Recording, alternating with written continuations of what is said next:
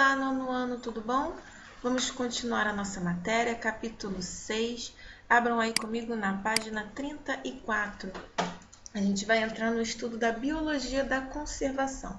Não tem como falar sobre conservação sem a gente entender o conceito de biodiversidade, tá? Esse termo utilizado para designar a grande diversidade de espécies de seres vivos que tem no nosso planeta, tá? A gente não está falando, por exemplo, de quantidade de animais ou quantidade de plantas. A gente está falando de variedade, tá? De espécies existentes, espécies diferentes, como, por exemplo, a Mata Atlântica tem uma grande variedade de espécies de plantas, tá?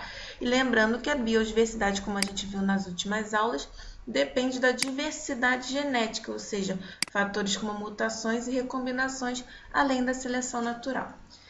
E a biodiversidade, ela tem sendo ameaçada pela atividade humana, construção de cidades, poluição, lixo, tá? E é tudo isso que a gente vai ver, porque é preciso entender a biodiversidade, compreender para saber como conservá-la, tá bom? Começando pela primeira ameaça à biodiversidade, a perda de habitat.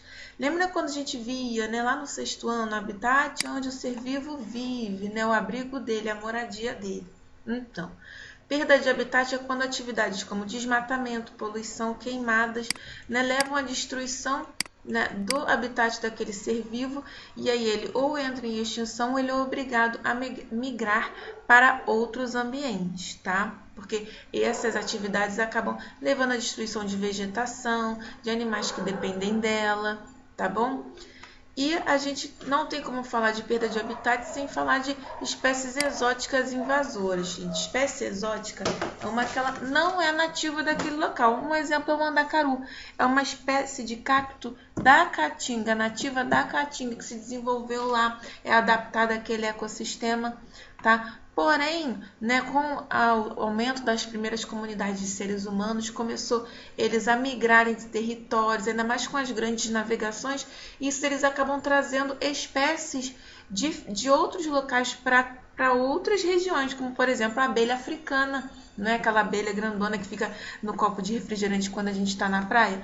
Algumas espécies vindas de outros ecossistemas, elas conseguem se adaptar bem, outras acabam morrendo, não resistem às condições.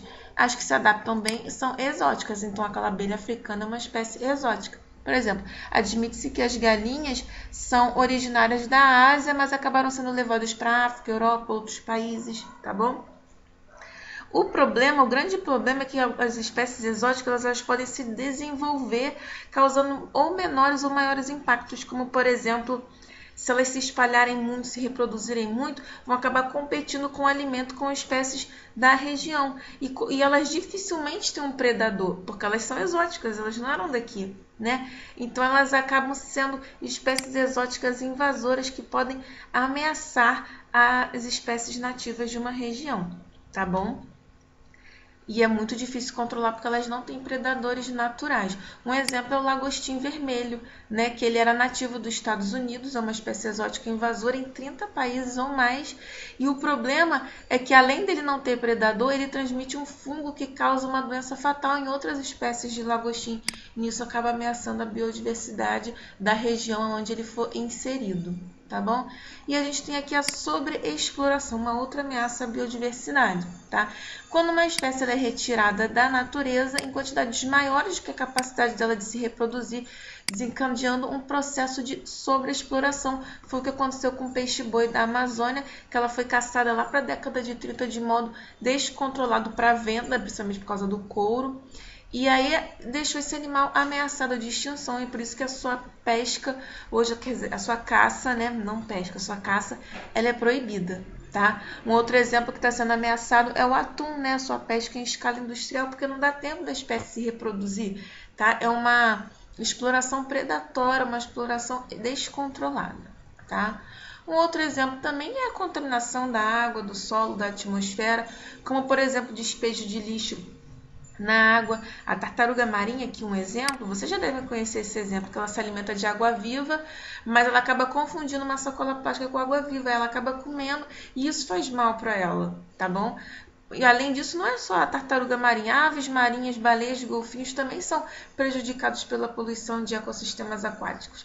Por exemplo, sabe aquela garrafa PET, aquela garrafa embalagem de Coca-Cola, de refrigerante que a pessoa joga lá no mar? Enfim, a ação da luz e do calor do sol e da própria água faz com que os plásticos se fragmentem em partículas menores, olha só, formando microplásticos que podem ser ingeridos com a água e causar a morte de vários animais.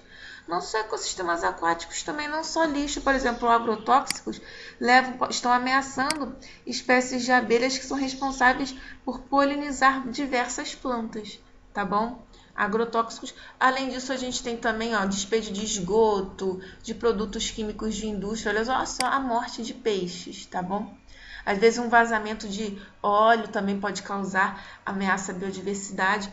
E além disso, a emissão de gases poluentes, que além de alterar a composição da atmosfera, né, contribuindo por aumento do efeito estufa, que é o que eu vou falar daqui a pouquinho, esses gases poluentes podem reagir com a água na atmosfera, mudar sua acidez, né, aumentar a acidez, e ela pode tanto danificar o solo, né, como a vegetação. Olha só a vegetação, essa área aqui, toda afetada pela chuva ácida, tá? E falando de alterações climáticas, o acúmulo desses gases poluentes, como gás carbônico, metânico, aumenta o efeito estufa, né? Que é para ser um fenômeno natural aqui, ó.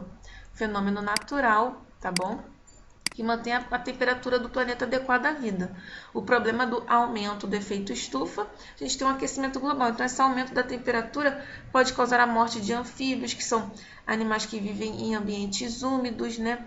Às vezes pode proliferar o desenvolvimento de um tipo de fungo também. E às vezes alterar também a temperatura até da água. Olha só, os corais, lembra que a gente viu lá no 7º ano que eles são coloridos por causa da presença de algas que estão presentes nele? Tá? Então, o aumento da temperatura leva à morte dessas algas e o que a gente observa é o branqueamento dos corais e isso afeta toda a cadeia alimentar dos ecossistemas marinhos.